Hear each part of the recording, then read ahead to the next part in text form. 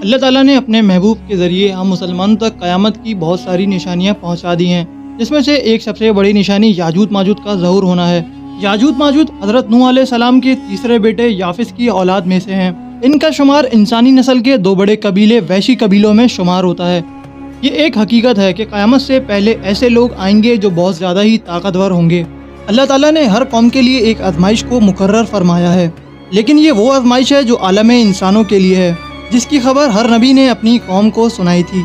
یہ آزمائش ایک قوم کی شکل میں ہے۔ اس قوم کا نام یاجوج ماجوج ہے۔ اس قوم کا ذکر قرآن میں بھی آیا ہے۔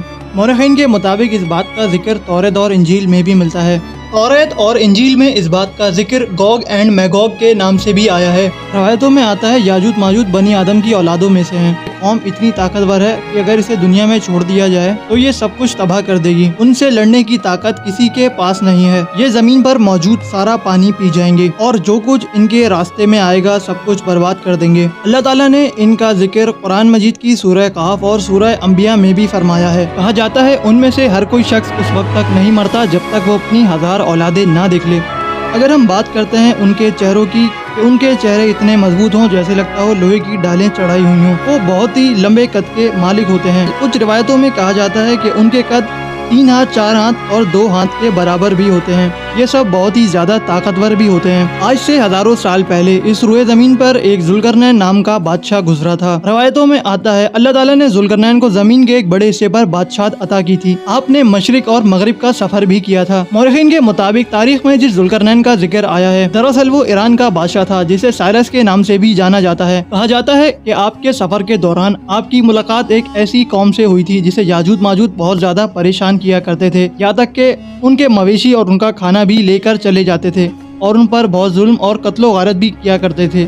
اس قوم نے آپ سے مدد مانگی۔ یاجوج ماجوج یافس بن نوح کی اولاد میں سے ہیں۔ کہا جاتا ہے یہ ایک فسادی گروہ ہے۔ ان کی تعداد بھی بہت زیادہ ہے۔ ان کی تعداد کا اندازہ آپ اس حدیث مبارک سے بھی لگا سکتے ہیں۔ حضرت عبداللہ بن عمر رضی اللہ تعالیٰ عنہ سے فرماتے ہیں کہ جنوں انس کے کل 10 حصے ہیں، جس میں سے 9 یاجوج ماجوج کے ہیں اور باقی ایک انسان ہے۔ مطلب دنیا کی کل آبادی سے 10 گنا زیادہ یاجوج ماجوج کی قوم ہے۔ ان میں جب بھی کوئی مرتا ہے تو اپنے پیچھے 1000 سے زیادہ اولاد چھوڑ کر جاتا ہے۔ یہ لوگ ہر قسم کی فصل کھا جاتے ہیں اور بچی ہوئی چیزیں اپنے ساتھ لے جاتے ہیں۔ جب ان لوگوں نے حضرت ذوالقرنین سے آرزو کی کہ آپ ہم سے کچھ بھی لے لیں اور ہماری اس قوم سے جان چھٹائیں، کیونکہ یہ قوم ہم پر بہت زیادہ ظلم کرتی ہے اور ہمارا اناج بھی لے جاتی ہے، تو آپ نے فرمایا میرے پاس اللہ کا دیا ہوا سب کچھ ہے، مجھے کسی چیز کی ضرورت نہیں، مگر تم اپنے بازوؤں سے میری مدد کر سکتے ہو۔ یاجوج ماجوج کی قوم پہاڑیوں کے بیچ میں رہتی تھی۔ ذوالقرنین نے ان پہاڑیوں کے بیچ میں ایک بڑی سی دیوار کھنچوا دی تھی۔